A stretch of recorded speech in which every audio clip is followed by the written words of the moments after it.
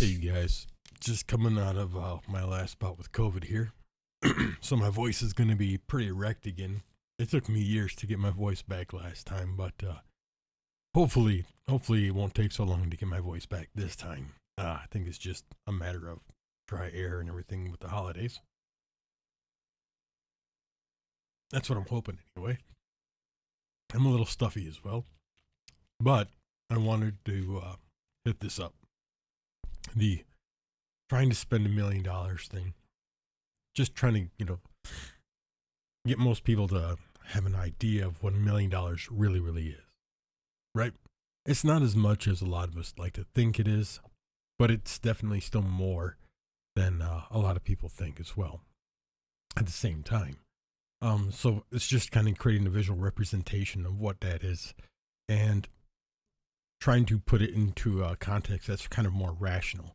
Obviously, we can all spend an exorbitant amount of money if we just go full fantasy with things and go like, well, we're just going to build, buy a $750,000 house right off. But obviously, if you were given $1 million, then you had that to spend. But that was the one-time thing. You would have to try to figure out how to spend that in such a way that you can still continue on with your life. You don't want to buy a house that you would never be able to afford the taxes on for the next couple of years.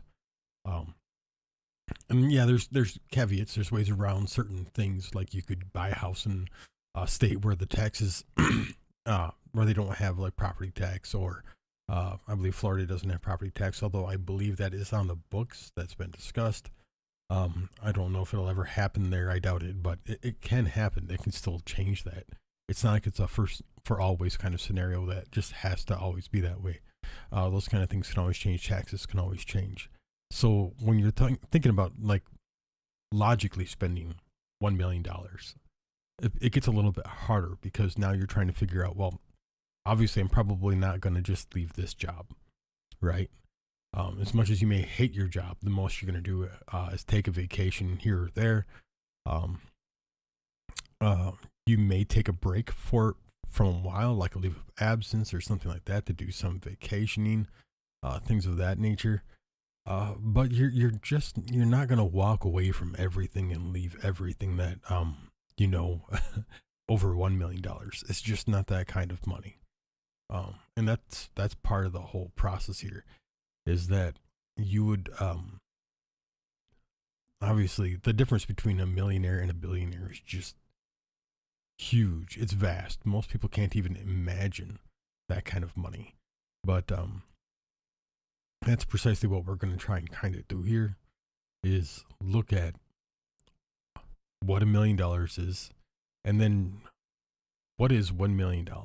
$1 million is, well, what's $1 billion then? $1 billion is 1,000 million. So it becomes crazy to try to figure out how to spend that much money. Like it's just not even rational for most people. And then you're talking about people with hundreds of billions of dollars, and that becomes something that most people can't even fathom. So the initial aspect of this, though, is just trying to spend $1 million, right? So like the basic things that people are gonna obviously start off with probably a nice car, maybe a luxury car. And I mean, the prices for just about all of this are online, and you could even look up like, what do you want to see as far as like, trying to think like,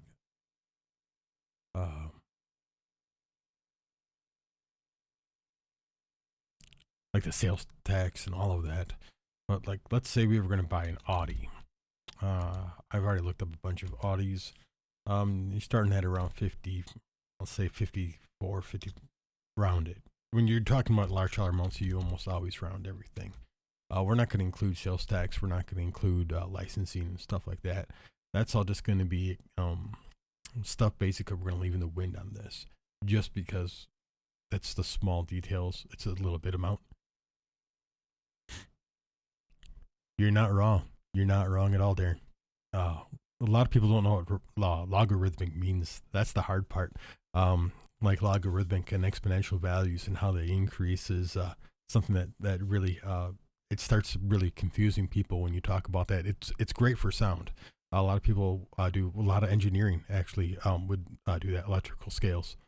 Um, but what a logarithmic value kind of is it kind of builds up over time.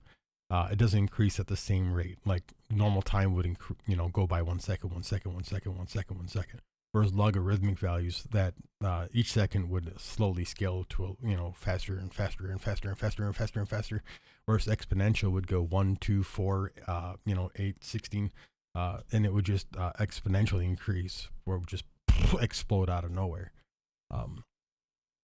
That's a really, really short and fast way to describe it. It's actually more detailed than that, but so like the basic luxury things that I think most people would get. You're obviously going to want a nicer home than what you live in, so we'll put down a home.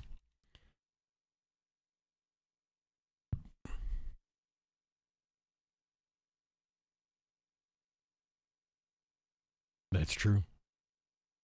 That's true. Let's see. An average home today that's nice though, you're looking at what, at least $350,000, and that's even if it's a ranch. But once again, this is something that you're going to have to pay taxes on the rest of your life, even if your job situation isn't going to improve. And let's face it, your job situation doesn't improve just because you got more money.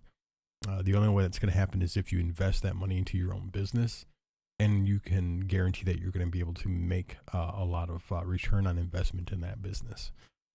So we're going to not do that because we don't necessarily know that everybody's got that potential to create that business with only $1 million, right? I think it's fair.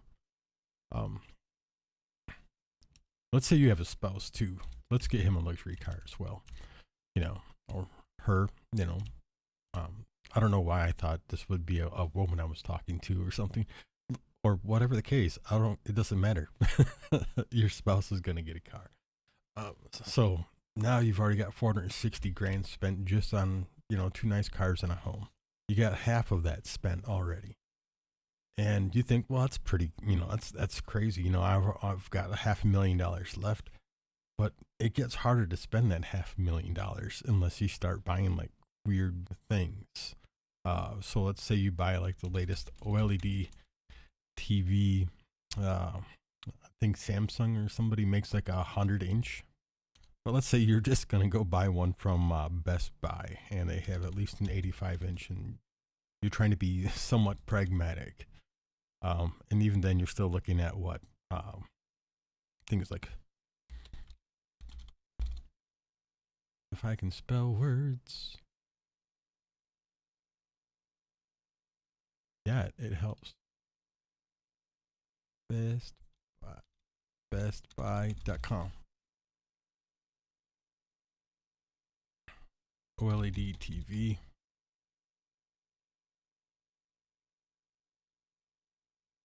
We'll go with the 83, I guess. $4,000 for Sony. Samsung is, doing 83 for their. We want the best of the best, right? We're not going to go cheap. We're going to look at like the most expensive one they've got. So we want to see 3,000 and up. We want to make sure it's OLED. Huge. There we go. There's an 83-inch LG for $5,000. That's our boy right there.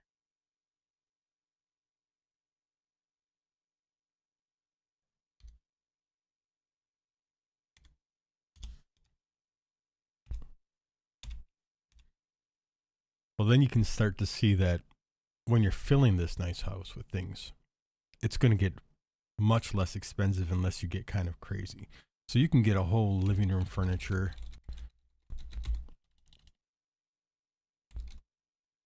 Assuming you're not keeping the furniture you have. And you're going to have that nice home. Probably still has only one living room, right? So let's say we're going to spend $20,000 just on your living room furniture, right?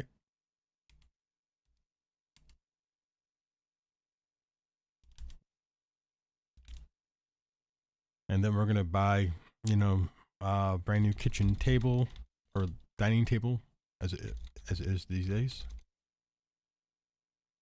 See, and we're gonna, go all out and spend $5,000 on that,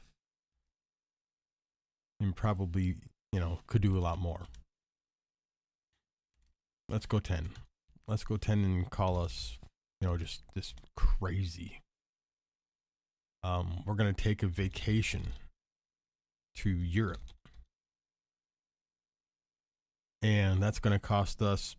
We're buying the expensive package on the like a 10-day deal. I think those run around was it 50,000, something like that. All your meals are included, your hotel is included.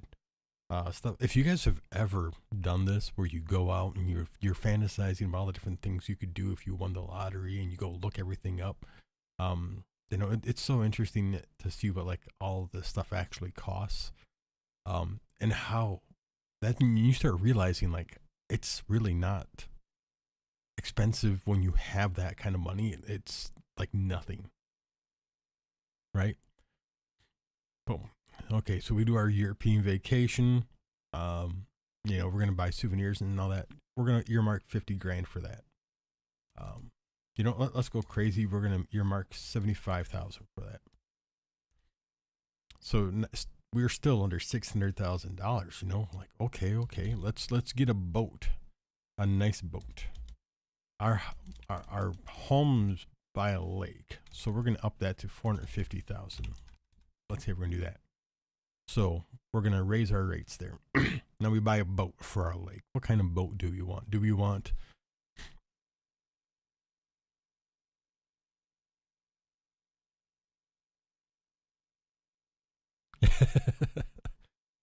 Oh no, but I would be taking my I've got 4 daughters, I got a son-in-law. I would want to take him. They're having a baby soon, so I would have to take the baby. And then of course we're gonna, go to a couple fancy places. Maybe we decide to stay a little bit longer, but we want to buy a bunch of souvenirs as well while we're there. And I got to, load up my camera. I'll add that in as well. So actually, we'll throw the camera in right now. DSLR camera package. Okay. And for anybody who's into photography, I personally am. I personally like the Canon series, so I'm looking at like a Canon, like let's say a Mark 7, I think they're on now. And I put it in the wrong.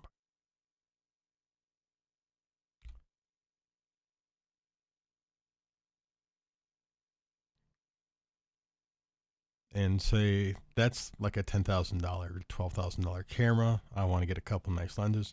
Let's say I drop like 20,000 on this. It's going to have at least 2 to 3 batteries that I'm taking with me. Got to have a pack for it. I'm a serious photographer. I like my camera stuff. When I have little tripods, no selfie stick kind of crap. You're going to buy a boat for your lake that you're now living at. So you spend probably a pontoon boat, unless you're a bass fisherman, you want to power around it, but maybe the boat, the lake's not big enough. We don't know. But let's say you are a bass fisherman. You're getting the nicest bass boat you can find. We're going to spend $45,000 on that. So if we're trying right here to like get crazy with some of this stuff, because we really want to try and figure out how to spend like crazy amount of money to get to that $1 million. So let's say I want to spend, give everybody in my family a new top of the line computer. I built mine a year ago for about 3,000. No, 2 years ago, year and a half ago for about 3,000. So let's say PCs. I got 4 daughters. My wife isn't going to care. She'll kill me if I spend that kind of money on a computer for her. My son-in-law. And then we'll just go with that. And that's 3,000. So that's 15,000 right there. By my kids' cars, I got 4 adult kids. Get them all, but we're not going to get them a fancy Audi or something. They're going to get something a little bit more basic. So, we would say 20 grand right there, or 25 grand. We're only a millionaire at this point. $1 million one time, that's it. So we still have to be semi-rational about how we're doing this. So now we've only got 150 grand left, right? And we feel like we're doing pretty good. We feel like, yeah, it wasn't that hard to spend $1 million. It gets harder the more you don't have big things that you're going to buy. And that's where the difficulty comes in. Plus, everything that we've bought here, with the cars, the boat, they're going to have registration fees. They're going to have taxes that you're going to have to file every year. You're starting to take on things where, like now this home, we have to pay the tax on this every year. Can my job that I currently have still afford that tax? And that's a hard thing to for a lot of people to rationalize. Like, we just did our tax stuff. Langley County just got my taxes back. My current home value is like $142,000, and my property taxes for this year are $2,500. So this house is approximately what 3 times that. So I would be looking at what $7,000 a year, close to $7,000 a year in property taxes on something like this, and that's not including like any extra valuations that might be going on in those communities. But I'll say it's in the same community. I don't have a lake really here. I guess there is a lake, Manigo Lake. It's not your typical kind of lake, but it's nice enough. Right, just right in town. And but I don't know if there's like any special additional taxes for being a lake property, but there might be. You might be next to like a church or a school or something like that. That could also increase things, but usually that's on home valuation, which would be included in the cost of the home. So yeah, but like $7,000 in taxes a year, can your average job pay for that? Would you be able to? Now, one of the nice things that is that you wouldn't have to pay your mortgage anymore. This is saying that you spend all of it at once. It's all gone. It's all done with. Now all you have is that that tax cost every single year, and you can put that into like an escrow account and have it all taken out. And that's not so bad. Taking it out every single month. For those who don't know what escrow is, just paying your taxes ahead of time, essentially, into an account and having that paid for you at the end of the year. Much, much easier way to do things. Much more responsible. Responsible for people who have, responsibility issues, let's say, challenges trying to keep up with it. So now you're getting down to the point where you got 150K left, but how do you spend that money reasonably? You don't, at this point, you're starting to go, okay, now we're going to be more frugal. We want to preserve our last bit of savings on this 150,000. What if something comes up? Don't forget you have to pay insurance on all these vehicles now. Your kids are going to have to pay their own insurance at this point, I'm sure. So, you're paying insurance on your new home, which is going to be considerable considering it's a lakefront property. Any upgrades or, changes you want to do to your home, if you want to have internet run out there, that's then maybe not run. You can have the cables run yourself. You'd have to pay for that sometimes. If you got the money, you can have it done. Don't let any company tell you that they won't do it. If you were talking to Frontier and you lived out in the middle of the boonies and they didn't have fiber optic out there, but you were a millionaire or billionaire, and you were like, well, I want it run out there. And they were like, well, we can't do that. And you're like, well, tell me how much it would cost. And they would actually tell you how much it would cost. And you just say, well, I've got the account. Who do I need to talk to make this happen? And you can actually make that happen. It happens all the time. Obviously, they make sure you have the money before they do something like that. But yeah, there's so much to take into consideration. And you get down to this last bit of $150,000, and you're thinking like, the rest of it went really fast. But it's still $150,000 that most people actually have a hard time spending that without making these large payments like this. So you start thinking like, well, what's left? And especially it depends on like where you're at in your life. If you're earlier on in your life, you don't necessarily have a lot of wall art or decor for your home. a lot of things that you want. But if you're later in your life, uh, you know, uh, 40s or 60s, depending on, middle age or late life, you have a lot of stuff that you're not going to give up just because you have another $1 million. So you're going to have all of that. You're going to be pretty happy with probably your flatware, your dishes, all of that kind of stuff. So you wouldn't necessarily want to replace them, but you might. So it's really, you're thinking about like, how do I make, uh, what do you want to spend $150,000 on at this point? You'd have to do, you're looking at like, what is left to add on to, into my home, onto my home. What, you're making your home better, or you're trying to make, things like easier. You'd buy maybe some clothing, right? So you'd probably have a whole bunch of clothes that, you and your wife have had forever. You you buy new clothes every now and again, but a lot of your clothes that you could donate them to Goodwill, and you'd probably not miss too many of them. Maybe it's time to buy some finer clothes. Not necessarily like all of your clothes are going to be made of silk, but it's nice to have a nice suit. It's nice to have a nice dress. It's nice to have a few nice apparel options for nicer events, especially if you're going to go on, like a trip to Europe. So you buy some nice clothes, and for the average person, a couple nice pairs of clothes and shoes and everything, you can do that for $5,000. That's going to be the average person. Now, when you start talking about a billionaire, that becomes very different. So we're trying to spend this last $145,000, and it's going to get much, much harder.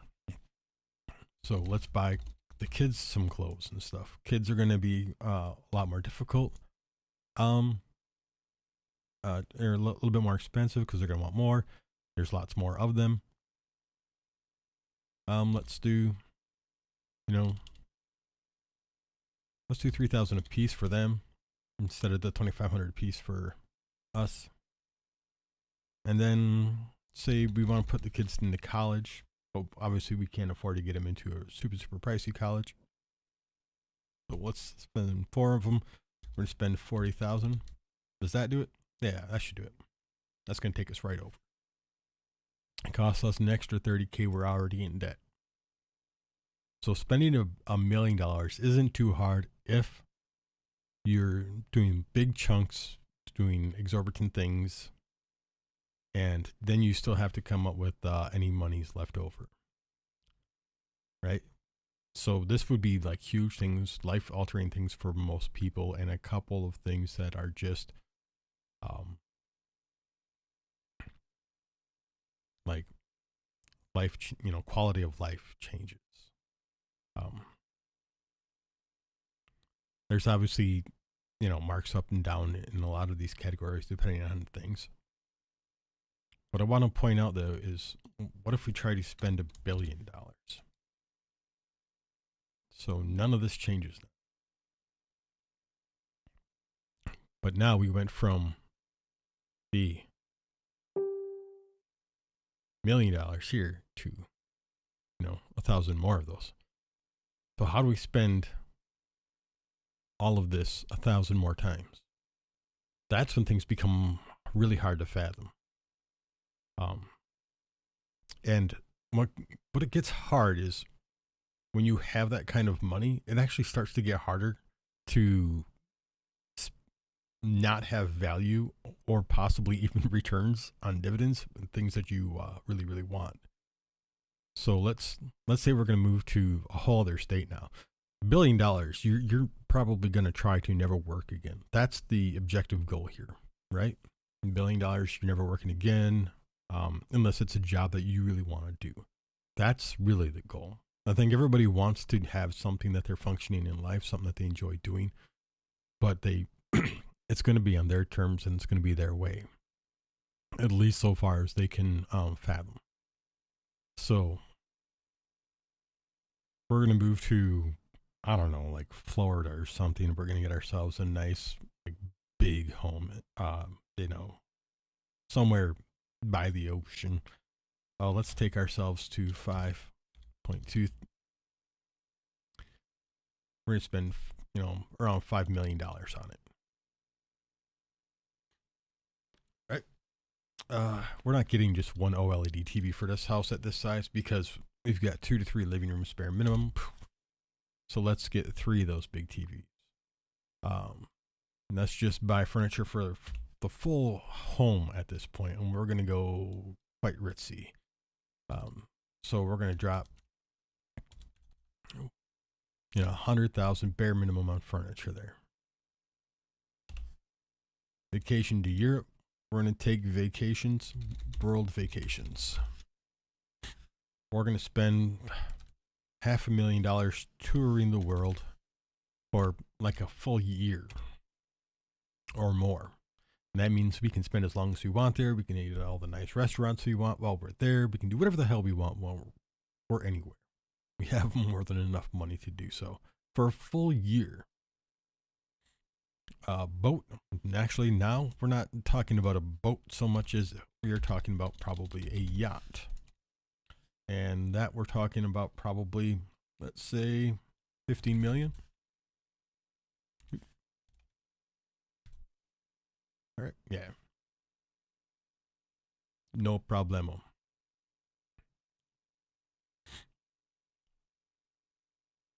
I'm still an avid photographer, but now I'm going to get the nicest camera I can possibly get with all the bells and whistles. And we're going to spend $50K on my own photography suite. I spent $50 million. That's the world's best camera ever. We're doing it from space. But $50,000 now I have my own photography studio, in like a part of the house or something. I've got the clouds. I've got everything for taking pictures. Everything that there can possibly be, I've got for my camera. All right. So kids' cars. Kids now get all fancy cars, just like mom and dad. So, 55,000 estimate. Clothing. We're not spending just $5,000 on clothing. We're going to some of the nicest stores that are out there. Let's drop at least 75,000 on a wardrobe. We're filling closets, right? Kids can each spend 25,000 on clothing. That's jewelry, apparel, accessories, anything that could be attributed to that. Shoes, if they want to get fancy glasses on top of the normal glasses, they get fancy lenses or whatever. It's all going to be included and wrapped up in their clothing and apparel. College, you're not going to the best colleges money can buy. That you guys can get approved for, or we can get you into. So let's change this. We'll spend 150,000 a year. PCs. Now we're gonna get ridiculous with PCs. I'm not even talking about a normal PC. I'm talking about dual. Well, actually, you can't even run dual graphics cards anymore. It's kind of pointless. Nothing's running SLI anymore. Nothing's running in tandem GPU, so it's kind of pointless to do that. But we're still talking about, buying the graphics cards that are like, $10,000 a piece. Getting the entire system custom built, liquid cooled. So probably about $15,000. Then I want to do my own home servers actually. I want redundancy, and I want to be able to run my security centers and everything through them, and my own home domain and exchange servers as well through them. So I'll probably drop about $20,000 on my home servers and my server room. And at this point, we're still at $22 million. There's literally $978 million to go. So let's let loose a little bit. I'm gonna buy a club down in Florida. Maybe not directly in a city, but maybe if there's one for sale and it's reasonable. Let's see.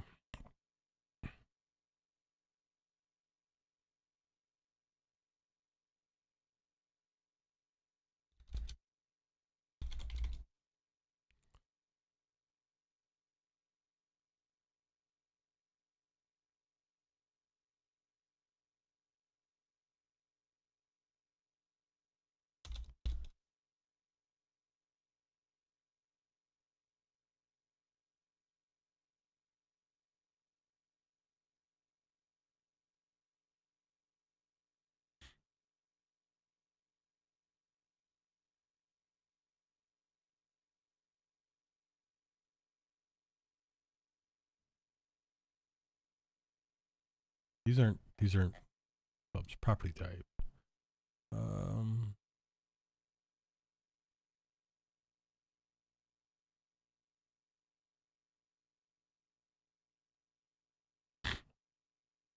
Business Realty, Orlando, Florida.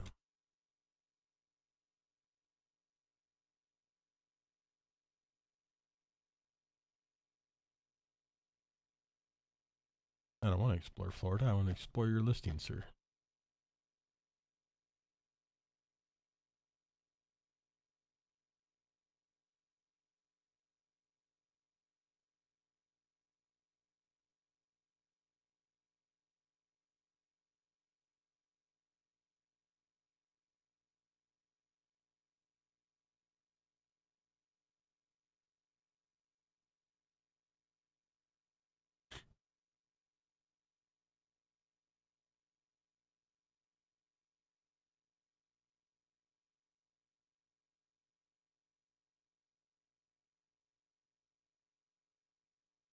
Let's see what they have for retail. Oh, let's see how they one match property. Just give me an idea.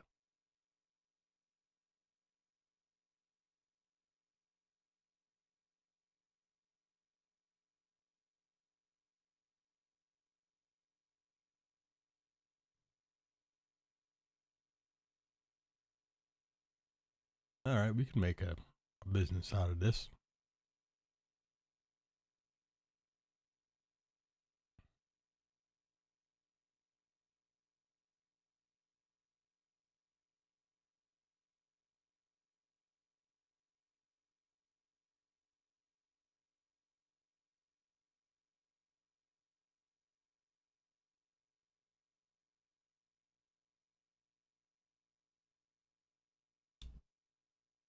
They're like, we don't want you to zoom out too far. You won't see how close to the ocean or something you're not.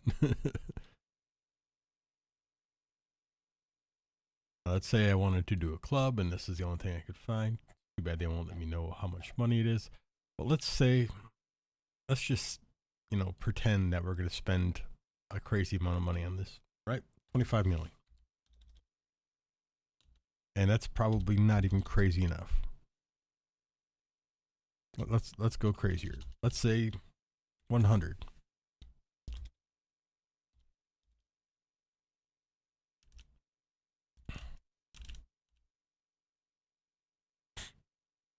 Right? That's for everything. That's, we're buying the building, we're trying to, we're installing the lighting. That's going to be for an actual club, like a music club, where we can do live music, people can party, people can get down. It's going to be a good time.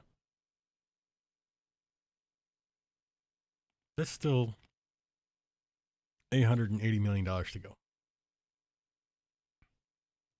So you can see when you become a billionaire, like, here's the problem. Now I actually have stuff bringing me money.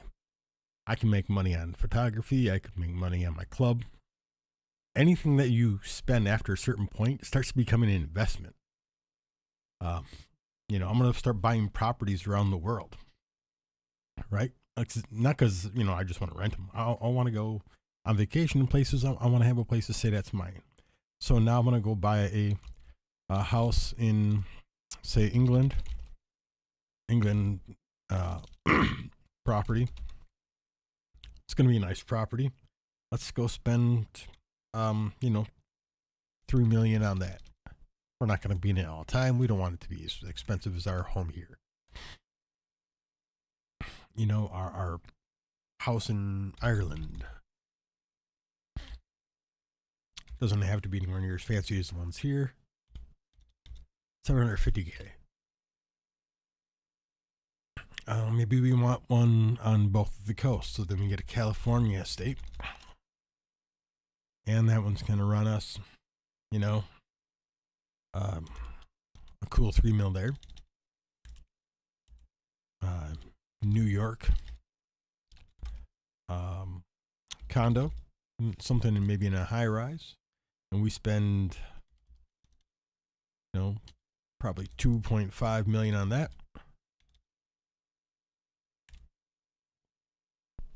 Then we have to start having, cleaning staff, and we're going to pay them a good amount a year. Say, I don't know what the going rate for cleaning staff is. I've never had to hire them. Let's say 75K a person. Uh, we're going to need at least one for each home. Uh, let's do that.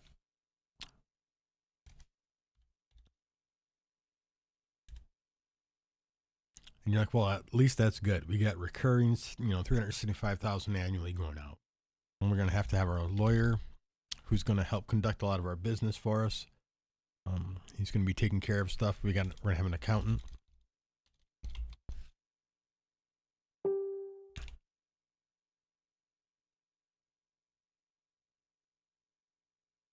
Let's see, the lawyer is going to be, we're probably paying him at least, 1 million. He's looking out for all of our interest. Our accountant, we're probably paying him at least, 250,000 a year. He's worth it. Taking care of my club as well. He's going to make percentages on things. Let's see. Let's just throw insurance on here for all of our homes, all of our health and stuff. We're going to spend easily, 10 million a year.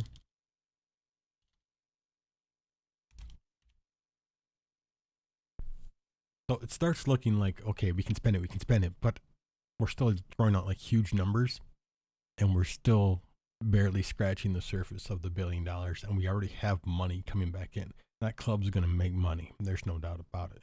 When we're not in one of these houses, what are we going to do? Chances are we might rent them out. We might have a property manager at the locations or somewhere in that town. So we go through a real estate office. We let them rent out the property. We have insurances, of course, on those properties with that insurance that's earmarked for that purpose as well. And then those properties also make money. So then when we're not living at them, somebody else might stay there for a couple of weeks.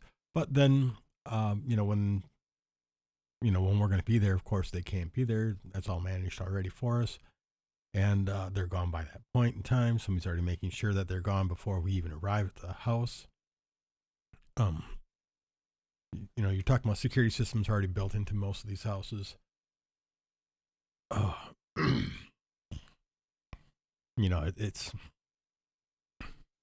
It gets really hard to start spending that money further, right? So you start doing what? A lot of us want to start doing things like we're going to do grants. We're going to start giving people money for stuff. We're going to take a friend and we're going to buy him a house. But you're obviously going to want to invest. So you start investing in the stock market. So then you do stocks, and we're going to diversify, and you're going to, buy, like, let's say you're going to spend 50 million of your $1 billion into the stock market. Now, for most of us, that sounds like a crazy, crazy amount of money. But for anybody who's in stocks, that you're talking about doing a large number of purchases, a large number of diversifications in some big businesses, that's not a lot of money at all. You can invest in so many diverse stocks and stock types that you're actually really, really safe here. The padding with stocks is that the more money you have, the harder it is actually to lose overall in the stock market with diversification. What that means is you're going to be not just investing on this, but you're going to invest with maybe their so company A is competing with company B, C, D, whatever. They're all in the same market shares, and you're going to diversify across them. And where you're at may fluctuate with the seasons and how well each one does, maybe in different areas of the country or during different times of the year. Your accountant can actually, your stock trader guy can actually go back and forth and pull stocks and sell stocks and buy stocks automatically depending on your contract with him. And he'll take care of a lot of that by himself. And you'll always be making money. When you have that much out there,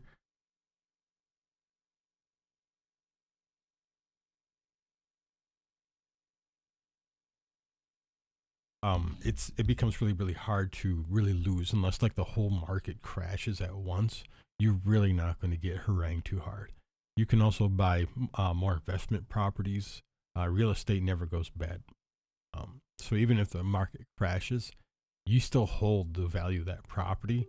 Now the value has changed for sure, but the value of the dollar also changed, and you still hold a percentage kind of in that regard. You're still holding more value than other people have because you have something that people want, and there's only so much of. No matter how much money gets made, no matter how much anything else happens, there's only so much property. The only way to change things is to rezone businesses to like residential or residential to businesses or rezone agricultural to other things because you want to build more homes or more apartments or whatever. So there's only so many ways things can be done that way. At this point, more and more agricultural land slowly is going to end up being bought up and being made residential. But that's going to be done over many, many, many years. America just isn't the kind of country right now where a lot of people are looking for that sort of transition. We want to hold on to as much agriculture and woodland as possible. We cherish that here. They don't in some other countries, but some other countries are much, much smaller. They don't have the same options that we do. And of course, with the birth rates declining, we know that's happening. It has been for a while. It's been a trend, and with the baby boomer generation getting up there in age, we're going to have a very big shift in population. And what that means is it's going to impact all kinds of businesses pretty strongly because the market is going to go down. There's not going to be enough consumers out there to meet that same, or to provide rather, that same demand for product, that same demand for property, that same demand for everything else. So the inherent value of things is going to go down, but that's going to impact the stock market that way. So that's about the only way we're going to see real big impacts to a lot of things. That's why everybody's like, oh, keep having babies, because they can't figure out how to safely, with our stock market, make the value of something go down, to devalue the dollar, to deflate the value of a dollar without having negative impacts to businesses, because so much is based on their revenue. And obviously that would be uncontrollable. Sorry, I got caught up in the stocks there. I always get caught up in the stocks. Oh, my wife's texting me. Yes, I did. They're in their second tumble through, and I probably have to tumble them one more time. I'm trying to wash my blankets because of COVID. For those of you who haven't had it, one of the problems that you can have is that you sweat quite a bit while you're sleeping. And if you're doing the flu, if you're having the flu portion of the COVID, you'll sweat a lot during that as well. So I brought mine downstairs today to wash. Man, I hate fucking COVID. I am going to talk about vaccines later this week to try to explain some stuff, because apparently somebody thought that if they thought only the people with the vaccine were still getting COVID, and I'm like, no. Everybody's still getting COVID. It doesn't matter if you had the vaccine or not, to a degree, and the reason for that is that viruses mutate, and when they've mutated, prior vaccines that were not for this generation of the virus, either will be less effective or potentially ineffective depending on the mutational changes in the cells of the virus. So, but that's a whole other thing to get into.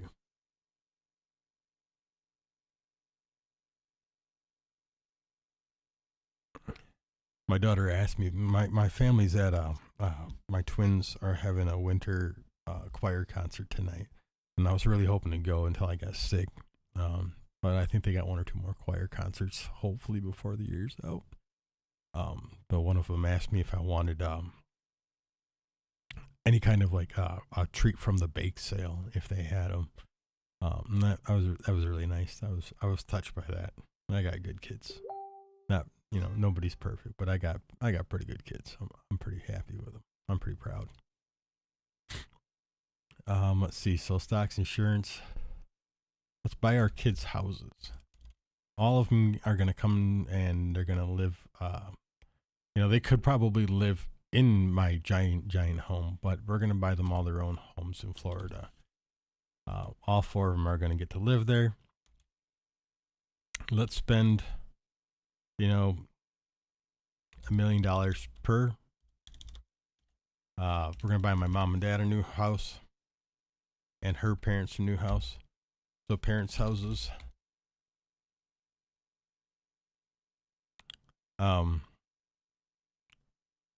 We'll actually get tricky with this because there are different situations and I'm going to recognize that. So my parents' house, we'll say, and it can be anywhere. So, my mom was just talking to me how she has expensive taste. So, Mom, I'm going to earmark $2.5 million for you and Dad's new house, be it on a lake, wherever the case may be. And of course, if you want to go up from there, as you can see in my margins there, I've got a lot of money left. So we can make that happen. Now some parents are split, right? And so they wouldn't want a house together just because they're your wife's parents. So my wife's mom, Dawn, you can have, I'm trying to be rational here. Say like a $500,000 house down in Florida, or you might want to live with one of the kids, or whatever the case may be, or if you want to bring Charlie and Carol with you to live with you, and then wife's dad's house.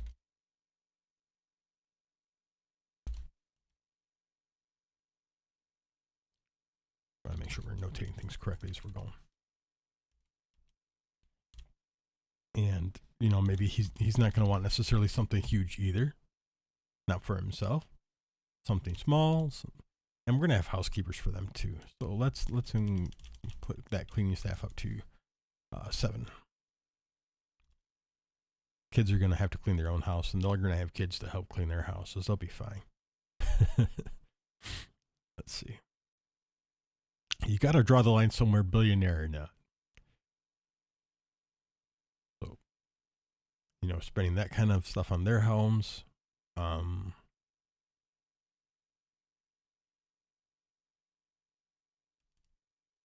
And they're going to be covered underneath our insurance there as well. With $10 million, you're getting a lot of stuff covered underneath insurances.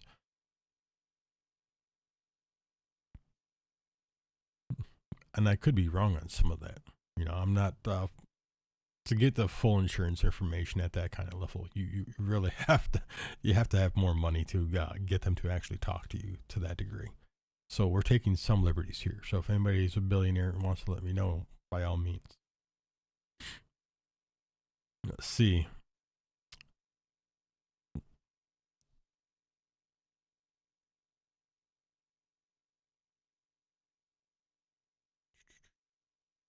I'm just trying to think what could people want to,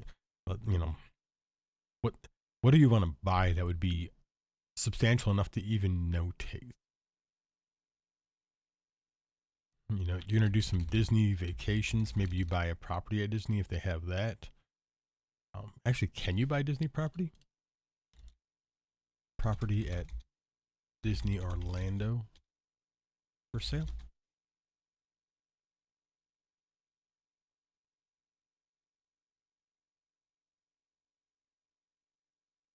Sure, why not?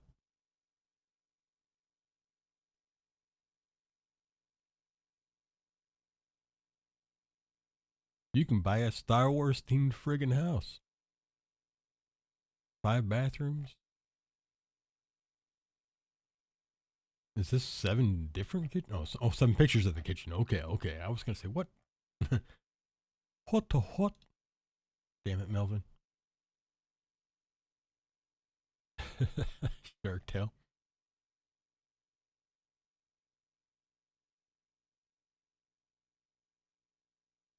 Frozen bedroom.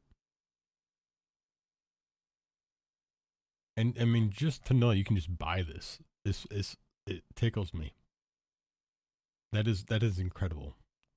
So, yeah, there's properties in Orlando that are literally like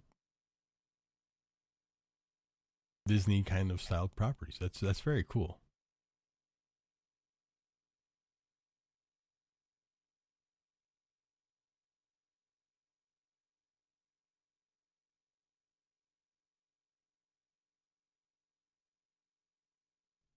Yeah, just elegant, just beautiful.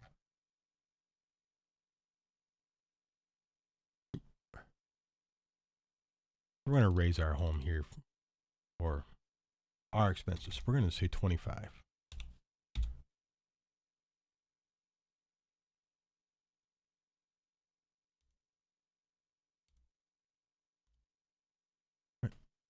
There we go. 25 million. And then we're gonna have another. We're gonna live on the property there. That's what we're gonna do. I'm sure you can get lifetime Disney passes or something like that. Lifetime Disney World Pass. Oh, it doesn't offer you that. A $10 million ticket that allows you and up to 3 other guests to visit any Disney World park any day, plus stay in a Disney World hotel for.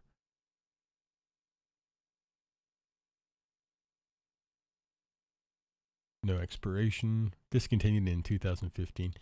So that kind of sucks that they apparently don't have, you know, lifelong passes available for stuff like that. I'm sure some places do.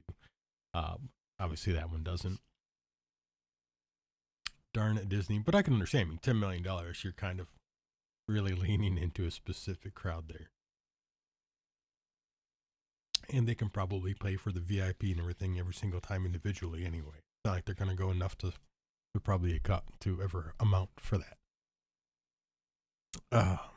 Darn. Makes it harder to spend, right? So let's keep buying people stuff. You know, we're going to buy our parents' cars.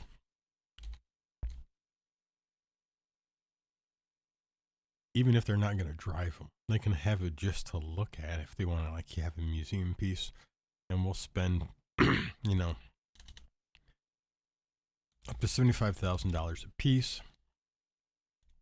Up to. We're going to give a window here. So it could be less if they want it to be less. But say they were going to look at like a custom, like classic Bel Air or something. Bel Air 57 for sale.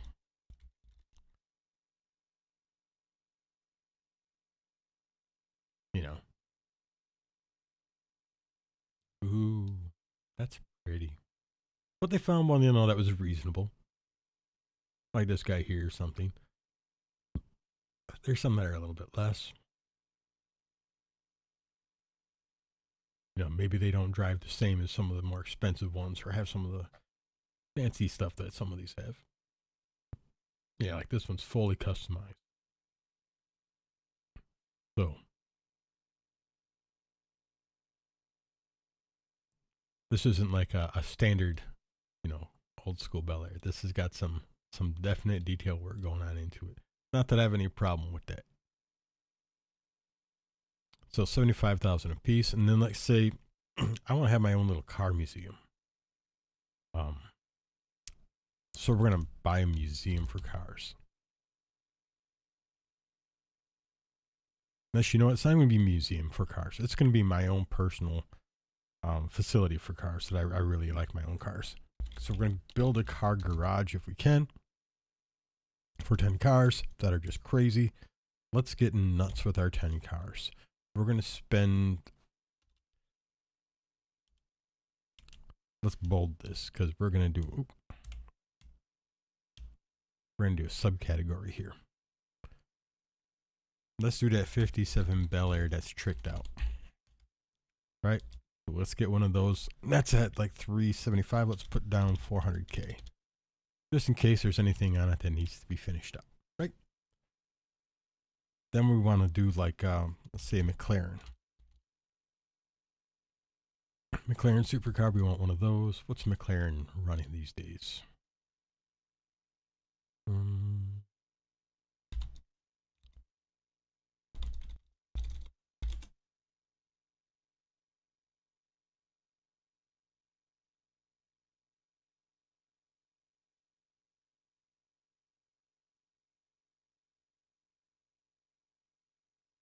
I don't know what you guys are thinking.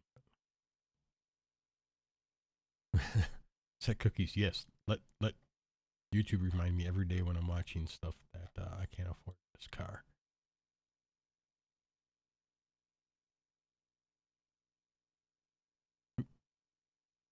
Inquire. Let's just inquire. Speak to a retailer. Dude, I don't want to speak to a retailer. I want to just know how much. Pre-owned. Maybe.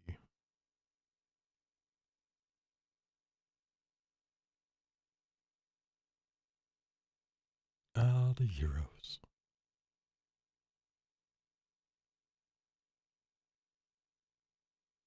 Something like this, maybe. So, how much is 94,000 euros? $119,000.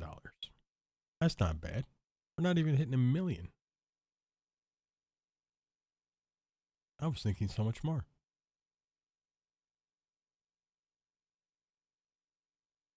For 200 and... Why is it so cheap? It's only been in one accident, right?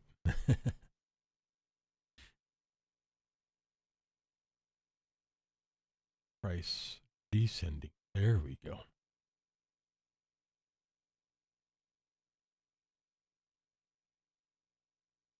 I don't think they know how descending works. Still going up. Oh, I hit mileage descending. Okay, this is more realistic. This is more what I expected. I do like me orange, but I don't like that orange. We're just looking at a used Spider. And that's got to be what, 500,000 at least? 546,000. So we're going to use that for an estimate, but we're not going to use the 500,000 obviously because that's an older model. That's a 3-year-old model now, and it's used. So what we're going to look at is probably say $750,000 bare minimum for our McLaren. And then you want a Mustang GT.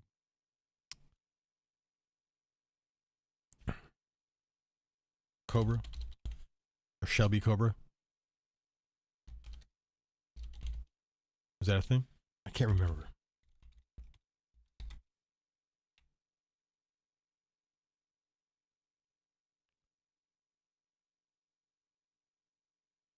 Nah, E500. Yeah.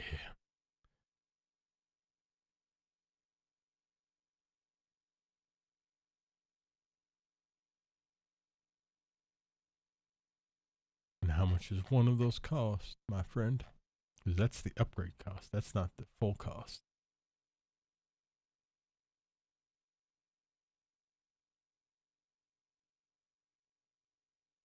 I hate how places do this. Like, well, look all these extra things. Nah, just give me like a base price for one of these things.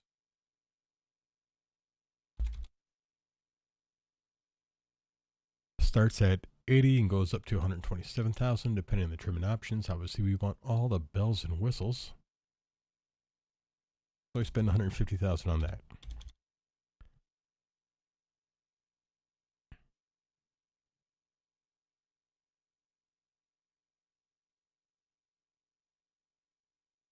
Yeah, one of these little whippersnappers.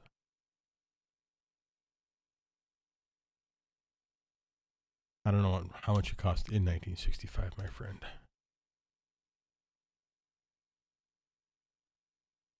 I wonder how much it costs today for one of those guys. Yeah, I mean, so you can see, like, we're spending all this money on these like cars that are just like real pieces of art, and you can get some of them that are just absolutely really well taken care of in really great conditions, restored beautifully, and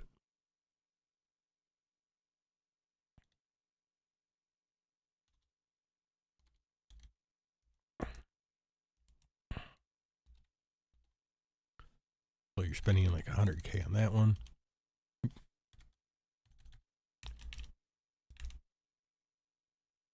I mean, it gets really hard to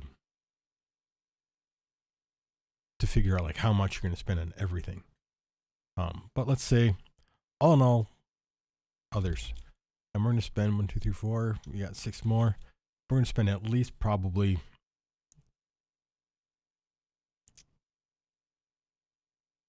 let's say 350,000. Actually, let's do this.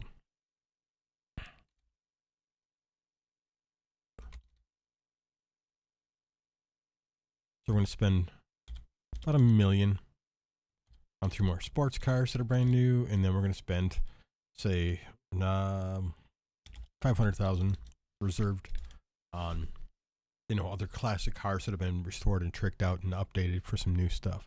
So we're going to get like a classic Chevy from like, 1955 or something like that with the gull wing swoop on the door. Tricked out, but we're going to have our own custom paint done to it. We may want to modify something on the panels, whatever the case may be. We can have that work custom done, added on later by ourselves if we don't like exactly how it is, then we still want to actually drive it, or if we want to store it. And then you want the garage facility for that, and that's probably going to be built on your property, and that's going to be quite expensive itself, given all the lighting and everything else. So you're looking at probably $10 million maybe for that. And again, we haven't even hit $250 million. We haven't even done this. And everything we have, as far as like all these cars, all these properties that we now own, things that we can rent out, the club that we are running, employees that we're going to have there, we're going to pay, but we're going to make all that money back. There's just no way we can't. The stocks are going to be making us money. We have so many investments already, and we still would have like $750 million to spend, right? So you're really talking about trying to be a person with $1 billion, or obviously even once we've hit a couple $100 million, it becomes really, really difficult to own things and not be able to, just have them and never have to worry about losing them. And 2, now you don't have to work even at this point. You're not working anymore. You're just bringing in passive income. And you'll hear this a lot from people with a lot of money. They're going to talk about passive income all the time. Find ways to generate passive income. That's much harder to do when 90% of your day is active. You're always doing things. You're always having to do things. And you don't have enough money to throw into something on the side that's going to be passive income without high risk. To yourself. When you're poor, or even lower middle class, even any of that money that you set aside that you have invested in something versus just sitting in a bank chilling in case you need it, those are all risk potentials. Any side business that you're doing, any stocks that you may have invested in, any digital currency or cryptocurrency is also a stock, essentially. It doesn't have any value tied to a dollar or something like it's not tied to silver, it's not tied to gold, it's not tied to a property, it's not tied to anything physical. It's all stock. So if somebody starts selling the stock, then the value of it goes down. If a bunch of people keep buying the stock, then the value goes up. So it's very, very sketchy in that respect. It can be very good, it can be very bad, but it really depends on the markets. So that's how passive income is different for people who have a lot of money than who have very little money. And you may feel like you have a lot of money. You may pull in, $150,000 a year and think that you're making a lot of money. And for a lot of us, that's substantial. There's nothing wrong with that. You're not making a really good deal of money. But the reality is, comparatively, it's not. You're very you're at the, I would say, middle class right there. You could probably live in a nice area. You should, if you're making that kind of money, or you should not making that kind of money in a poor area. If you're making that kind of money in a poor area, you're very, very lucky. And by poor area, I'm talking about a place like Anago. It's not Anago, Shawano, Wisconsin. For cities are like 8 to 10,000 people. You're just not usually a wealthy town at that point. You don't have usually a lot of you don't have a huge market coming into you. Mostly it's tourism based, and that's a lot of times locked into like times of the year or events that might be local to you. And there's nothing wrong with that kind of stuff whatsoever. It's just cities got to be whatever they're going to be. It's about based on location, based on culture, based on a lot of factors like that, and it's all fine. But you have to remember that there are limitations to the markets within those areas until something big enough to create more draw to drive more people to that area come around that will really invigorate the economy in those areas.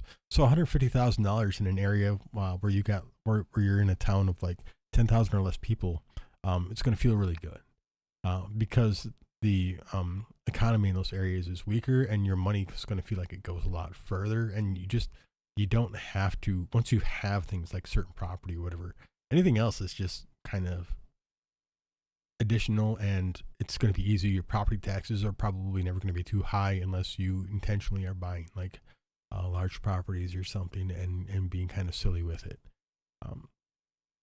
So that would be really, really dependent on your personality and how you want to throw that money to the side. But that one fits more into that first bit I did with $1 million, and how it's not really hard to spend $1 million if you're buying all these big things that we obviously can.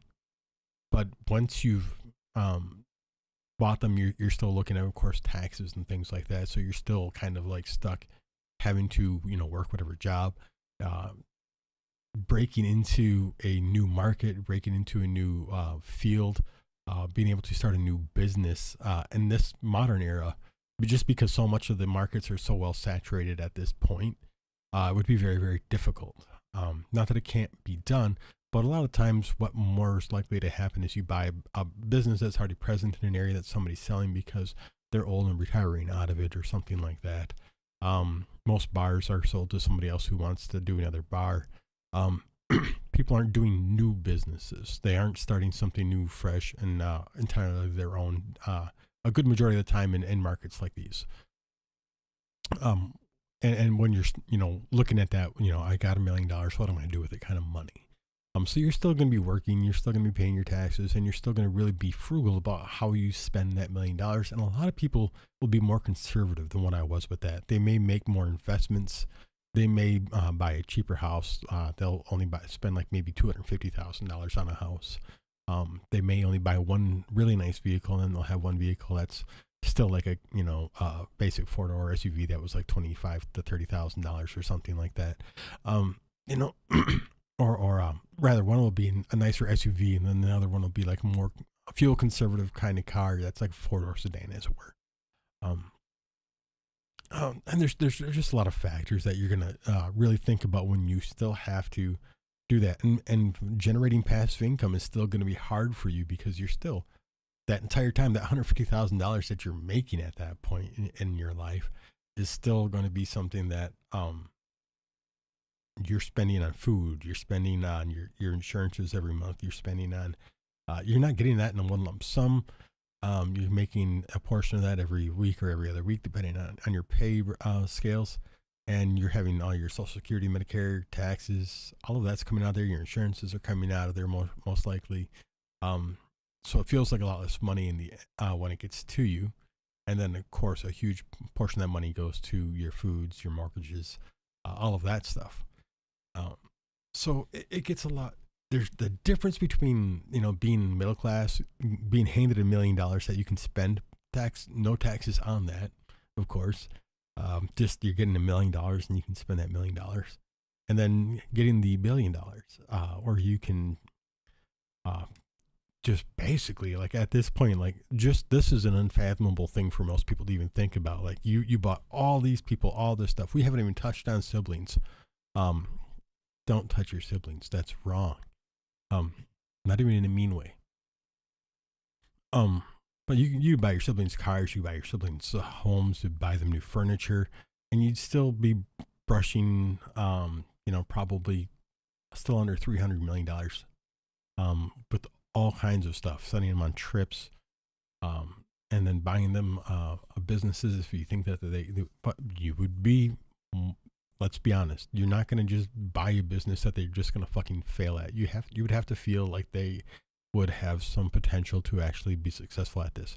And with that kind of money, um, you can bully it along long enough that and buy them everything that they could possibly need and reinvigorate buildings, whatever the case may be. So if they wanted to rebuild a building in your local town, and get it completely refurbished, completely redone, everything's brand new, everything's energy efficient, everything's sealed. So doors are all healthy again. Your windows are all clean and strong, and if they need to be blacked out from the outside, that can be done. Whatever the case may be, I mean, you can afford to do all of these things as initial investment costs and write-offs, and you can get cities to give you grants to do it because it would be rejuvenation to their properties. Their taxes down the line would be better for it. It's going to drive more business into their downtown. There's a lot of stipulations and things that you can work with the communities on that would help you get deals and breaks in that property to do all of that work. That would help that town, but you would also be driving more jobs into that town. You would be bringing more people to the town for whatever the facility might be during different times of the year. You're going to make more revenue. And of course, the town makes money off your sales revenue. So they're going to see a lot of money on that as well. So you're going to be working on those angles, and you're going to make money on that. And then when you're buying those businesses for your siblings, you're still going to have a percentage that's owed to you. And that's going to be done through your accountant, who's going to be helping them organize things, because they're not going to be in charge of all of that money. They can't handle all of those complicated things. Some of us know. It's a lot of hard work. There's a lot of bookkeeping involved. There's a lot of really complicated stuff, and you're going to want the best for them, but you're also going to be watching your interest on that as well. So you would have those accountants, you would have those electronic systems in place and everything. You would have reports coming to you about all of those revenues and costs and all of that. So you'd be looking at your P&Ls and everything every single month, and your annual stuff and your quarterly stuff, and you'd be doing reports. And you'd be making more revenue off of that. So once you're at this point where you're just trying to like do your stuff and make your dreams, and then you start working on everybody else's dreams around you, that's actually harder to just lose the money than it is to just passively make money off of everybody else trying to be or making successes of themselves based on the money that you've invested in them.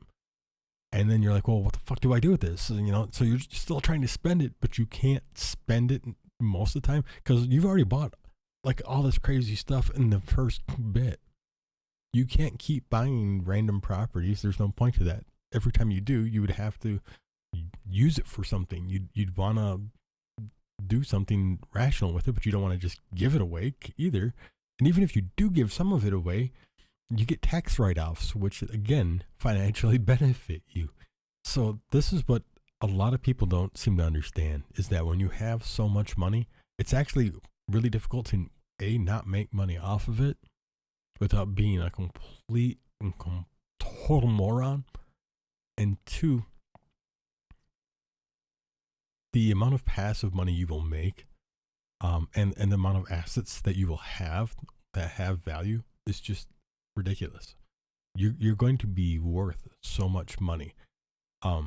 Part of this is like stuff you'll see, like Elon is worth $400 million, and part of that is absolutely tied up in the assets, like his properties and whatnot.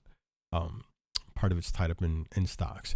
The interesting thing about stocks that a lot of people don't know about is that you can take loans out against your stocks. There's banks that do that. There's whole programs just for that. So they'll look at the value of the stock, they'll look at the stability of the stock, and if they feel like it's a safe bet, you can absolutely take a loan out against so much of your stock, and then it'll have a percentage interest, and then you just leave that money in the bank in an account, and you're getting interest on your account and paying off the interest on that loan with that interest a lot of the times because you just have so much money, and then you just spend that cash, and then when you want more.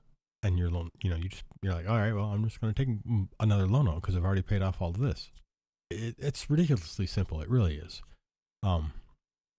It's for people who want to pretend like rich people can't get a hold of their money financially in at any point. That they definitely can get a good chunk of it.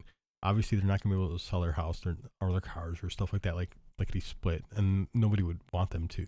But to for their cash assets and their financial, like their stock assets, things like that, yeah, they can get money off of those in various ways very, very quickly. Um, and they should be taxed proportionately to that. So yeah, I mean, it would take me probably hours to come up with spending $1 billion. It really would. It's really easy to build a spreadsheet to do this.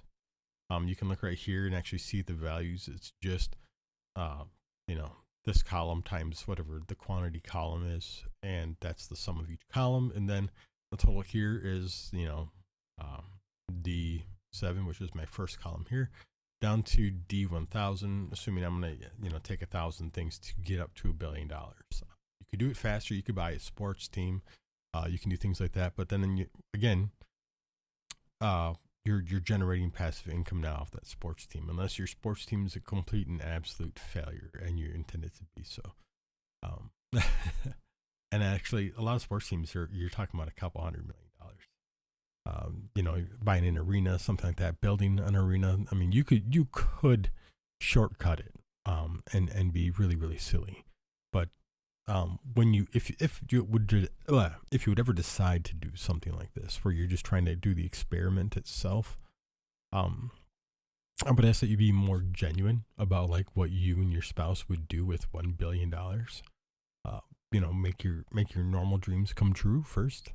If you're an outdoorsman and you really admire firearms, you want to build up a collection of maybe antique firearms. You could do that. Figure out some of that.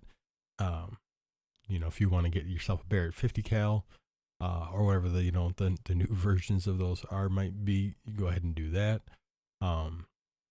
Look at the things that you guys really enjoy. If you're an outdoorsman, maybe you don't want a property on a Florida coastline. You might want something more like on a Montana or Texas or something, where there's tons of woods around you, or plains to go hunting in on horseback, or up in the mountain ranges. You want to look at one of those properties. Get yourself 1,000 acres. Absolutely, find some of those things. Look into the things that you would really want to do, that your spouse would really want to do, things that you guys would really truly enjoy, and then think about like how all the upkeep costs of that sort of stuff, the tax costs. Do you have to hire hands to help take care of all that property? Of course you do. Making sure that all the fence lines are up all the time, and if you have any cattle, that they're taking care of the cattle. All of that stuff. Really look into all that stuff, and still, you'll be amazed at how difficult it really is to spend all of this. And then you start thinking like, well, shit, I'll make money on all that cattle. That property will have still a ton of value. Maybe there's going to be gravel pits that could come out of a portion of it, or maybe there's mines in a portion of it. Who knows? You can have, if it's all wooded, you can have forest companies come in. A lot of times your state or your county will come in, offer you so much money for the wood on the lot, and then they'll have it hauled out of there and sell that wood, and they'll make a ton of money on the timber. And you'll make a bunch of money, they'll make a ton of money. Everybody wins out on those sort of situations. And then you can have new trees planted, and you're now a timber salesman on a lot of your reserve. There's just a crazy amount of stuff that once you have that kind of money, has intrinsic value that you can always profit on. That you'll never go broke on doing that kind of stuff.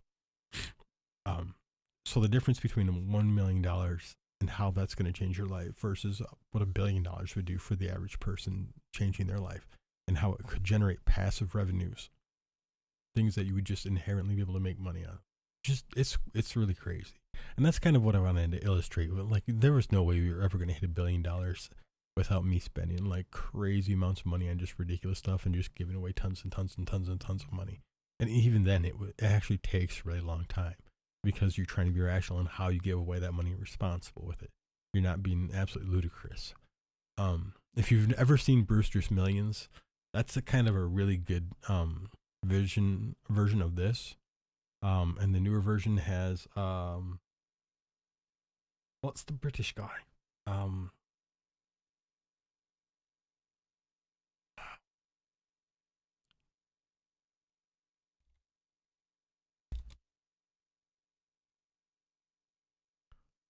oh, there's a new one. Is it not? Is it not also called Brewster's Millions?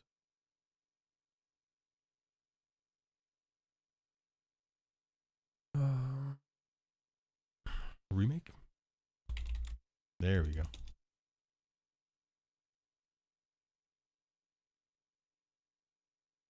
Was that not popular that it's not even giving me the.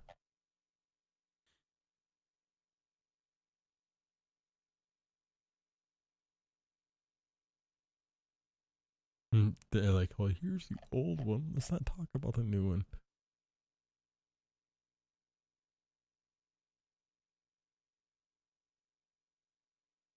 Oh man, why won't it tell me?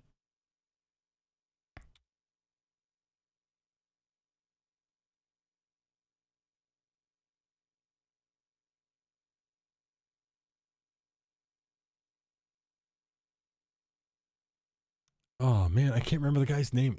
He's a British comedian. Okay, the new one is a British comedian. Guy who looks like Jesus, and he's kind of gone off his rocker lately. Ah, golly, I can't remember why I can't think of his. I have no idea why I can't think of his name, but it's not this. It's not a Christmas thing. But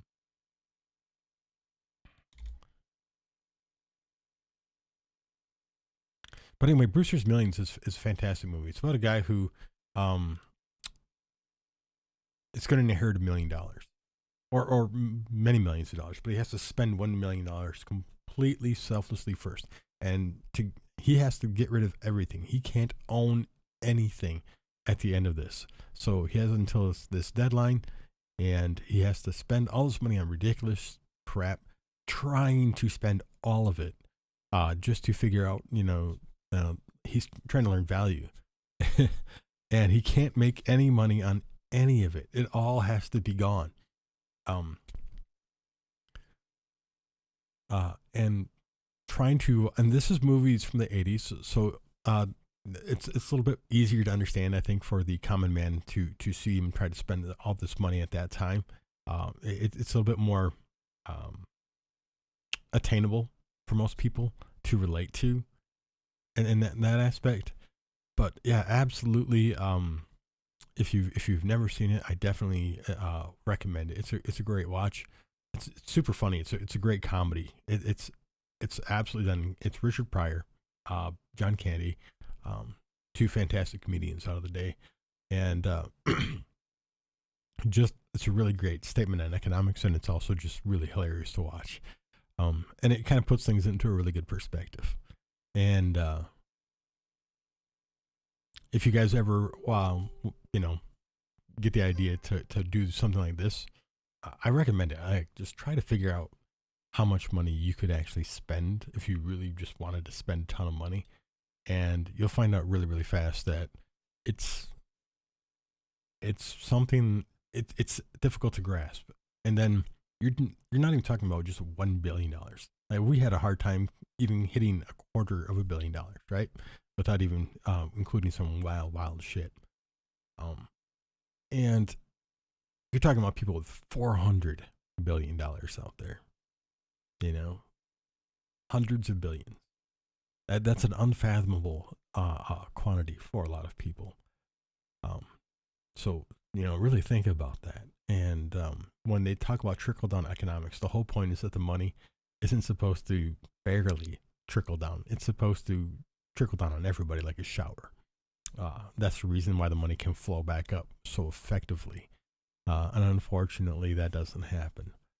It barely trickles down. The wealth stagnates at the top, and that's what is causing a huge problem with our entire economy right now.